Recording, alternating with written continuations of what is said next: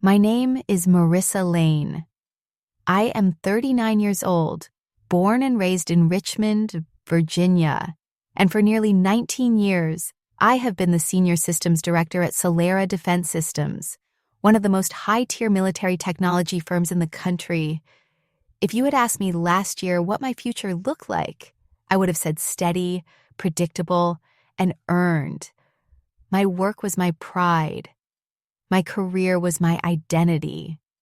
I had built my place here line by line, code by code, battle after quiet battle. That was until one Tuesday morning at exactly 9:12, when someone else decided that my identity could be erased with a single sentence.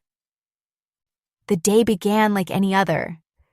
I had been up since 5:45, fed my cat, checked the server logs remotely, and even had time to warm up leftover peach cobbler for breakfast.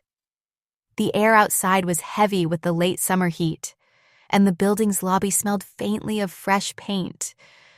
I was halfway through reviewing a set of performance benchmarks when an email popped up on my monitor. Please report to conference room B. Immediate. It was signed by Graham Keller. My pulse ticked up a notch. Graham was 36. Freshly minted as Chief Innovation Officer because he had married the CEO's daughter. He had been with the company barely a year, and in that time, he had made a point of inserting himself into every department like a man planting flags on land he did not own. When I stepped into the glass-walled conference room, Graham was already there, leaning back in one of the high-back chairs as though he were posing for a magazine spread. His suit looked more expensive than the car I drove in my 20s. He smiled. Not the kind of smile that welcomes you, but the kind that says a decision has already been made, and you were the last to know. Marissa, he began, his voice smooth and condescending in the same breath. This is not personal, but your position is what we are calling a legacy role. Effective immediately. It is being eliminated. I heard the words, but my mind struggled to register them. Legacy role, as if my 19 years of designing, refining, and protecting the core architecture of their most valuable system could be dismissed like outdated software. I opened my mouth to respond, but he continued, his tone clipped, efficient, as though rehearsed. You will not need to return to your office. Security will escort you to collect your personal items. HR has your severance package prepared. Behind him, I caught a glimpse of two uniformed security officers waiting just outside the glass. It was a theater, and I had been cast as the silent character who exits in the first act. My palms went cold. I wanted to ask him what gave him the right to stand here, in a room I had presented global contracts in, and treat me like a replaceable cog. But I could see from the way his eyes darted toward the door that he had no interest in a conversation. As I stood there, watching him stack his papers with smug precision, I felt something I had not expected. Calm. A cool, deliberate kind of calm. Because Graham did not know the one thing that mattered. He did not know that the very system he thought he could control, the AegisNet Core, was never truly his to touch. He did not know that years before, I had made a choice that would make this moment not the end of my story, but the turning point. And while he thought this was his victory, I already knew it was the first step toward his unraveling. I looked him in the eye, forcing myself to keep my voice even. Thank you for letting me know, I said, the words tasting like copper. His smile faltered for just a second, as though he had been expecting begging or outrage. I gave him neither. I walked out of that glass room, past the security guards, and down the hallway I had walked 1,000 times before. My heels clicked on the tile, each step a drumbeat of something sharp and certain building inside me. He thought he had erased me at 9:12 that morning. What he had really done was open the first page of a story that would end with my name, not his, etched into the legacy of everything he tried to claim. People like Graham think power comes from a title, a corner office, or the ability to sign a termination letter without blinking. But real power, lasting power, comes from creation. And creation is something Graham had never done in his life. My real leverage, the piece of the puzzle he had no idea existed, began more than a decade earlier, long before he had ever heard my name. Back then, I was 28 years old, still going by my birth name, Marissa Holt, and working in a cramped lab that smelled of burnt coffee and soldering iron. It was there that I designed what would eventually become the crown jewel of Solara Defense Systems, the AegisNet Core. At the time, it was not much more than a series of adaptive algorithms that could predict and neutralize cyber threats in real time. But I knew, even in its earliest form, that it could change the entire scope of military defense technology. I remember sitting at my desk late one night, the building dark except for the glow of my monitor, drafting the provisional patent paperwork. There was no law saying I had to put it under the company's name, and I was not about to surrender my life's work to an entity that would one day see me as a legacy role.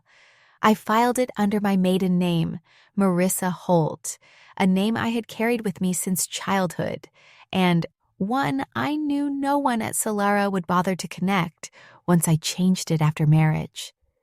That single decision, quiet, deliberate, and invisible to everyone around me, became the seed of my future escape. At the time, I never told anyone what I had done. Not my closest colleagues. Not even my husband.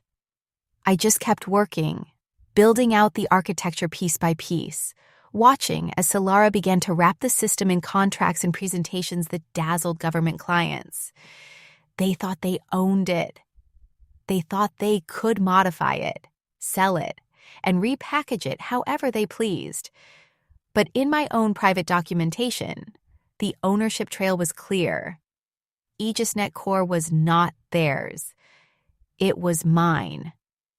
What made it almost poetic was how little they understood the system itself. The executives treated it like some mysterious black box that magically solved problems. They liked the results, but they had no idea what went into producing them. And they certainly never questioned who had final say over its licensing terms. Graham, in his short time there, had only scratched the surface of how it worked. He was too busy trying to impress investors with flashy side projects and branding ideas. In his mind, the AegisNet Core was just another asset the company could bend to its will. But while he was busy polishing his image, I was quietly protecting mine. Every contract that went out for AegisNet installations had language I had personally reviewed. Clauses about proprietary modules, conditions for expansion, and most importantly, one line buried deep in the licensing agreement that would one day become the fuse for everything that happened next.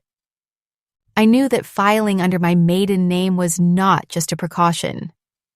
It was an investment in myself, in my future, and in the knowledge that when the day came, I would have the kind of control they could not strip away with a meeting notice and a security escort.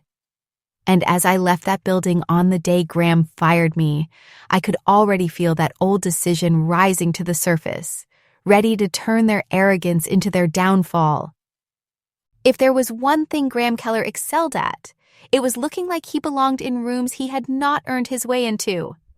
He had the tailored suits, the photogenic smile, and the rehearsed charm of someone who had been told, "You're destined for greatness," far too often. But underneath all of that, there was nothing. No real skill, no technical background, not even the curiosity to learn. When Victor Reigns, the CEO of Solara Defense Systems and Graham's father-in-law, announced him as the new Chief Innovation Officer. The senior engineers exchanged glances we did not dare to put into words. None of us could figure out what innovation meant to someone whose last business venture had been selling mid-range kitchen appliances on an e-commerce site. From day one, Graham treated the company like a stage for his personal branding. He called endless vision meetings, where he would throw out buzzwords like synergistic disruption and aesthetic scalability, while ignoring the fact that our work was not about aesthetics. This was military defense technology. Its purpose was to function flawlessly under extreme conditions, not to look sleek on a PowerPoint slide. But to Graham, the product was secondary to the story he could tell about it. He had a way of talking about AegisNet Core, my system, as though it were his personal project. "We'll give it a facelift," he said once, pacing in front of a whiteboard covered in half-formed diagrams. "Make it more investor-friendly." I sat there, biting the inside of my cheek, thinking about how the architecture he dismissed as old-school code had taken me 7 years of development to perfect. The irony was suffocating. He wanted to repackage something he did not even understand. It was not just arrogance. It was carelessness. Graham routinely signed off on partnerships without reviewing the fine print, assuming that the legal team would clean up any messes.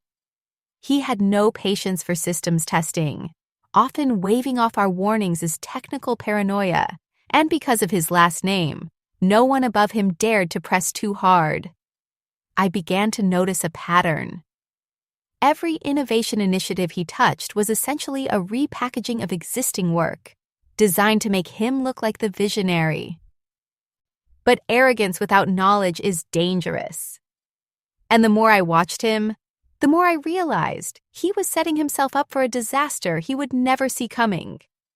His ignorance of the legal and technical protections built into AegisNet Core meant that when the time came for him to push his grand expansion plans, he would run headfirst into the wall I had quietly built years ago. That wall was Clause 17 of the licensing agreement, and it was waiting like a tripwire in the shadows. I kept my head down in those months, attending his meetings, taking notes, letting him believe I was just another quiet legacy employee too, set in my ways to keep up with his ideas.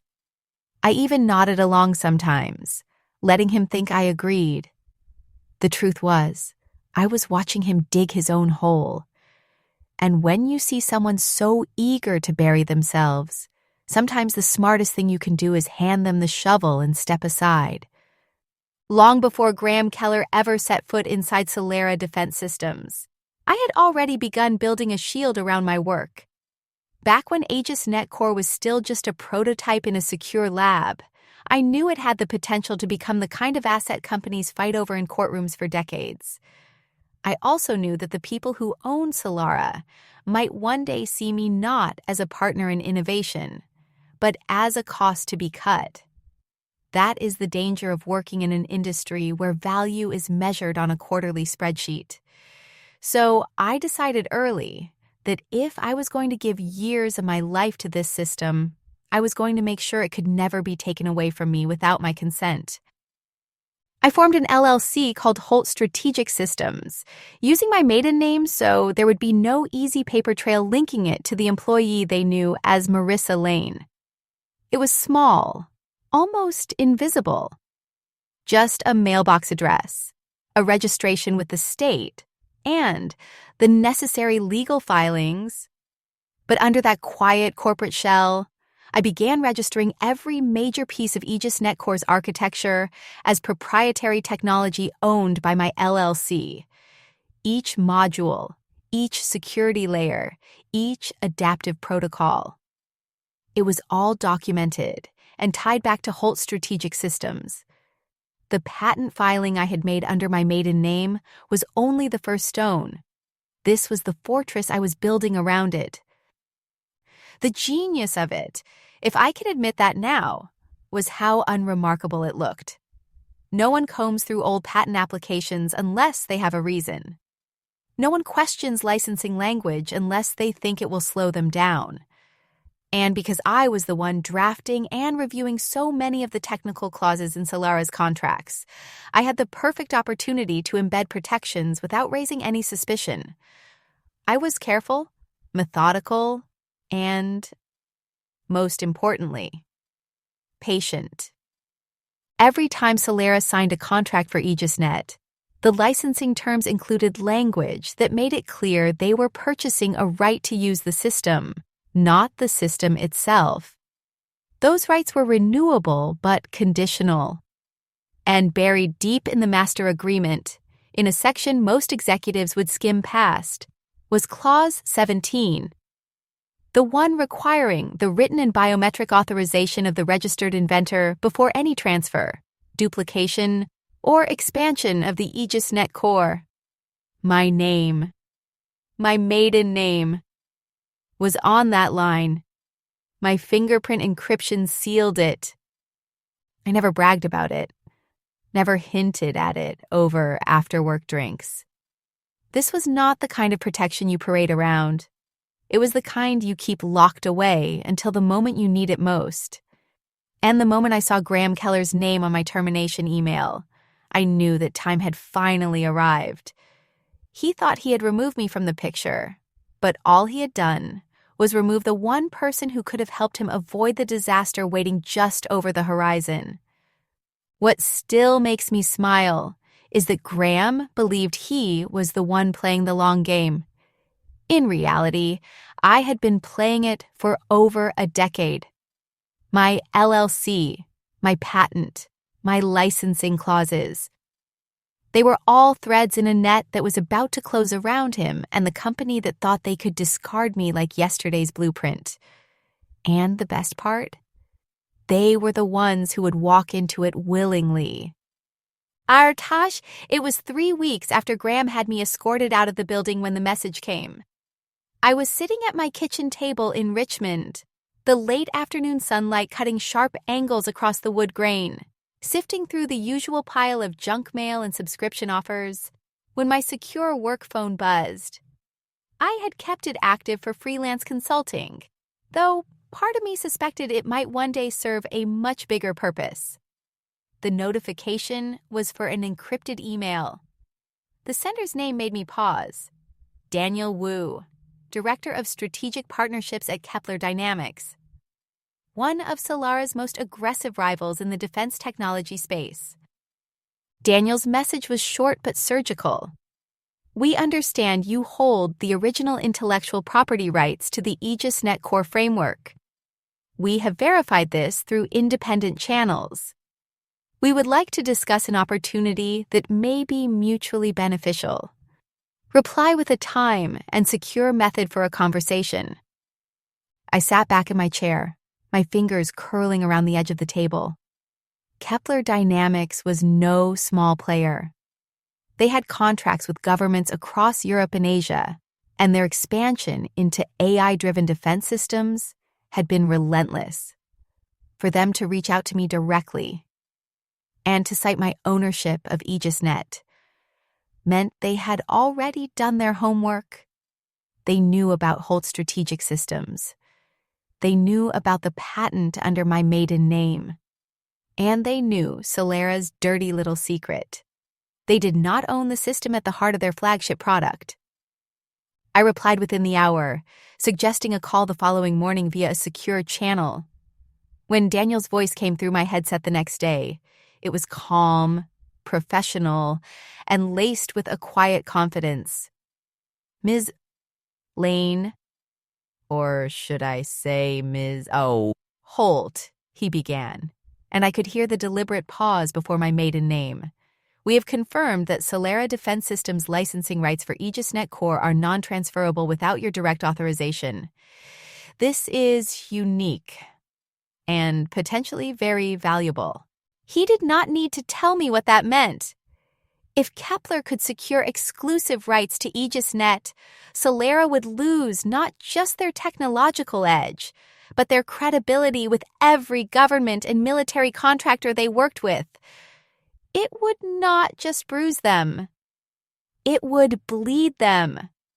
Daniel explained that Kepler was prepared to offer a long-term, high-value licensing deal, with full public credit to me as the original inventor. His words were careful, but I could hear the underlying current. They wanted my system, and they were willing to pay more than just money for it.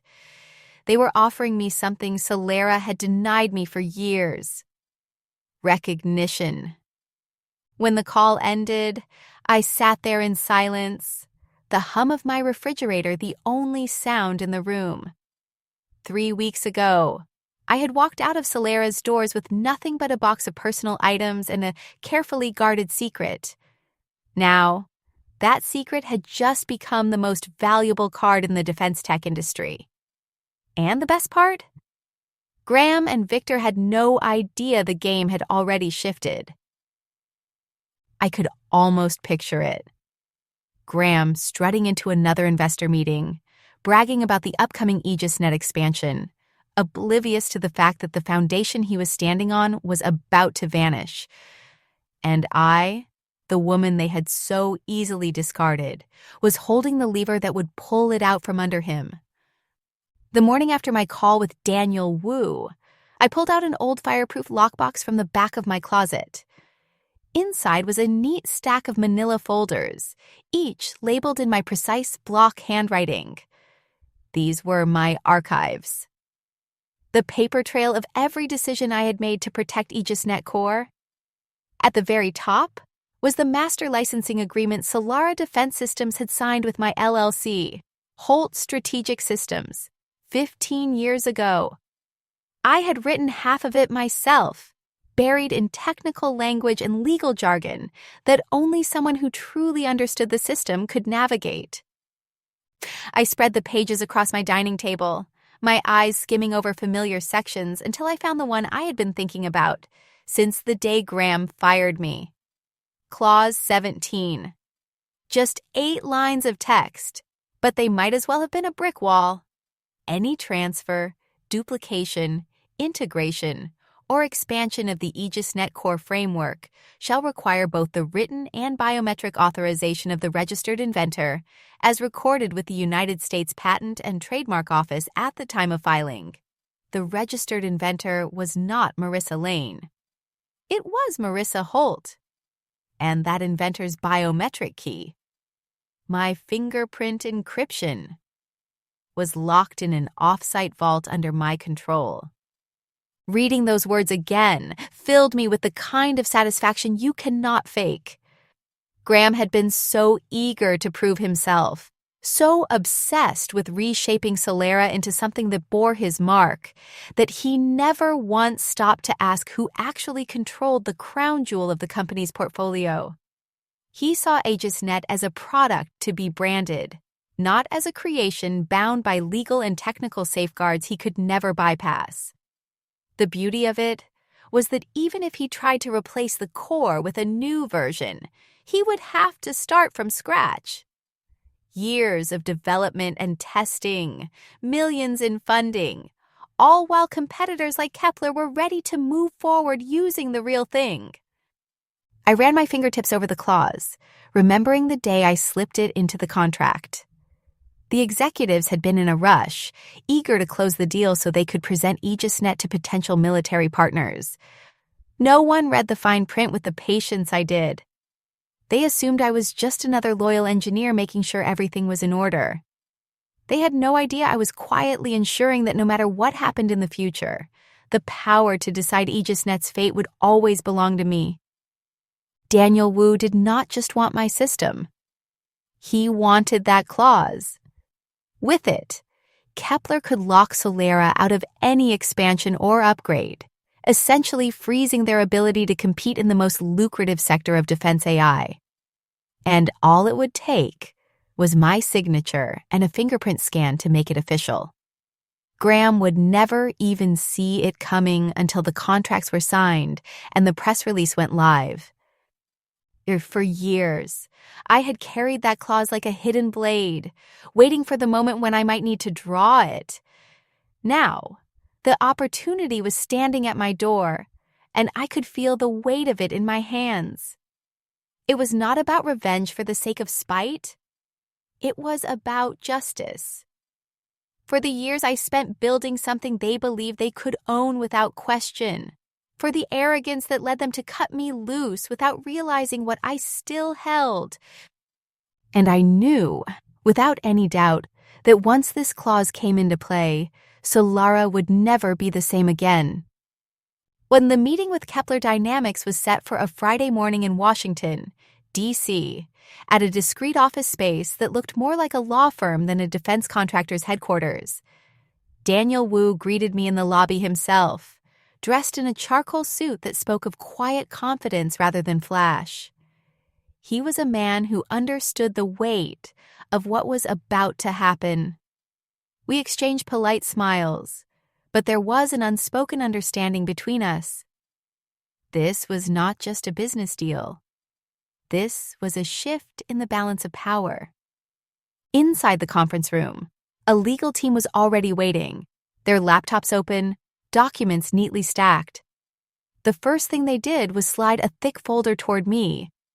The words, "Exclusive Licensing Agreement, AegisNet Core," were printed in bold across the top.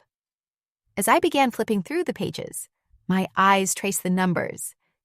12 years, $1.1 billion, an upfront payment of $160 million wired to my LLC within 5 business days, and most importantly, a clause that ensured Kepler would publicly credit me.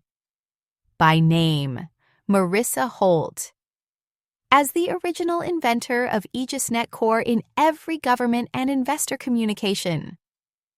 I read every line twice, not because I doubted the deal, but because I wanted to savor the moment. This was the culmination of years of quiet preparation.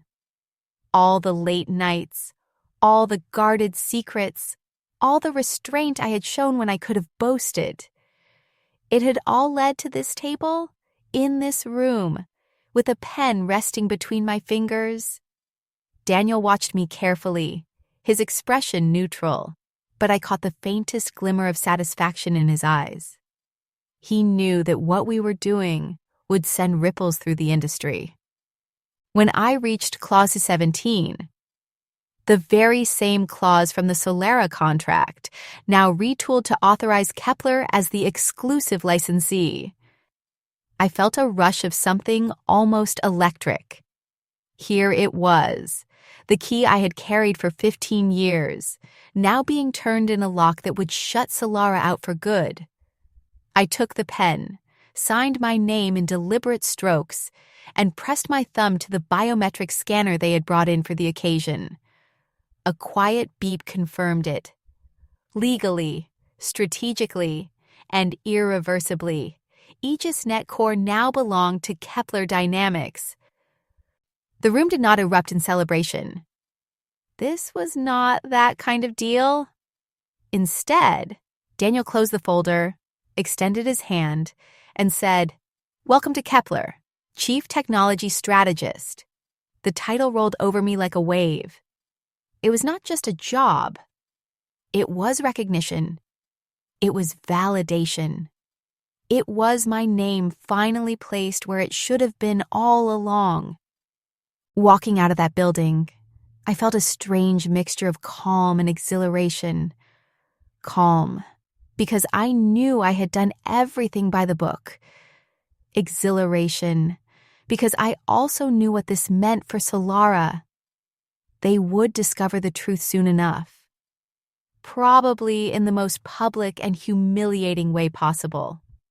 Graham Keller, with all his self-importance, would have to explain to investors and military clients why the crown jewel of their portfolio was suddenly being developed and marketed by their fiercest competitor. It would not be petty revenge. It would be corporate reality, signed and sealed in ink and biometric data. And the best part? They had set the stage for their own downfall. All I had done was walk in and claim the ending I had been writing for over a decade. The first cracks in Solara's perfect facade appeared just 12 days after I signed with Kepler Dynamics. It started quietly. AegisNet X3, the flashy next-generation expansion Graham had been promising investors for over a year, vanished from Solara's official website. No announcement, no press release. Just a missing product page and an empty placeholder on their public project roadmap. People noticed.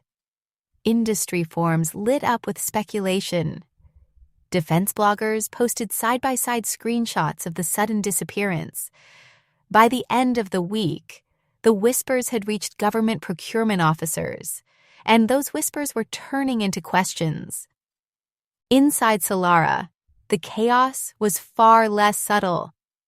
A source in the engineering division told me that the Department of Defense had frozen a $120 million contract renewal until Solara could clarify ownership of the AegisNet Core framework. Translation: they had been asked, point blank, whether they actually controlled the system they were selling. The answer, of course, was no. And now they were scrambling to figure out how to explain that, without admitting to investors and clients that they had built an entire growth strategy on something they never truly owned. Then came the investors. One major defense fund pulled $85 million in commitments, citing concerns over intellectual property stability. A few others quietly reduced their stakes. For a company like Solara, whose value depended as much on confidence as on technology, this was more than a financial hit. It was a signal flare that something was deeply wrong. I could imagine Graham's face as the numbers started slipping, his slick presentations falling flat, his rehearsed charm failing to answer the questions piling up on his desk. The fallout was swift. Entire teams in the so-called innovation department were reassigned to cost efficiency projects, which was corporate code for busy work that would never see the light of day. The engineers I used to work alongside were suddenly under orders to find ways to replicate the AegisNet Core from scratch. A task that would take years, even if they had the right people, which they no longer did. Every time Solara tried to make progress, they hit the same wall. Clause 17, the barrier they had agreed to without understanding, now fully enforced under Kepler's exclusive license.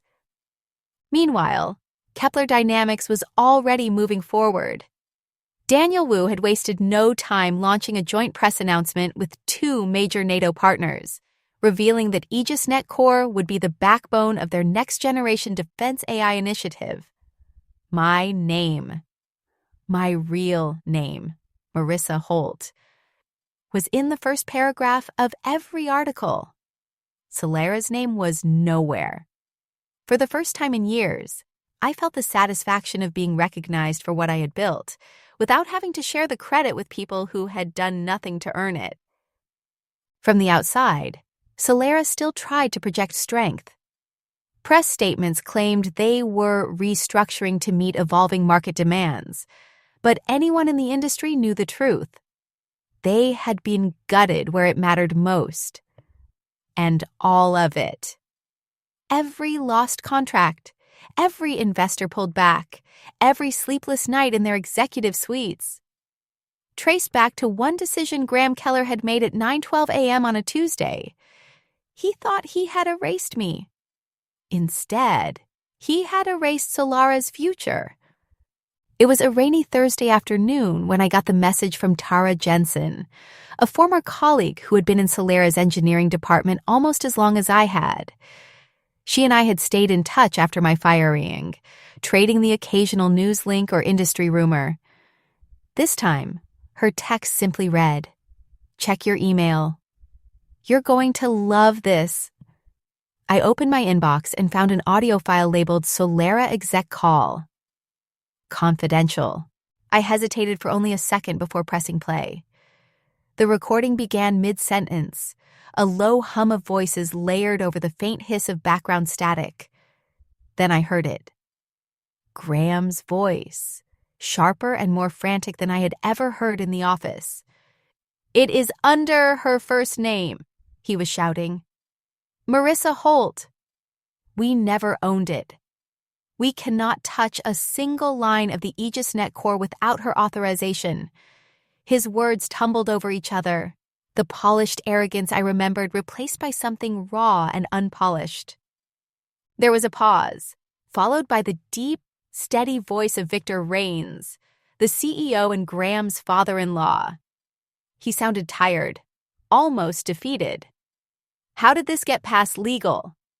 How did we not know this before committing to the X3 expansion? Someone else muttered. Because no one read the damn licensing agreement, and there was a scrape of chairs, as though people were shifting uncomfortably around the table. Graham's voice came back, brittle with panic. Do you understand what this means? Kepler now has full control, and they are already negotiating with NATO partners.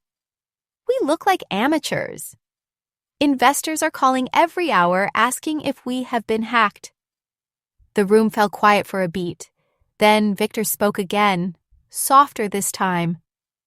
She planned this from the start. I sat back in my chair, listening to the sound of their discomfort like it was music.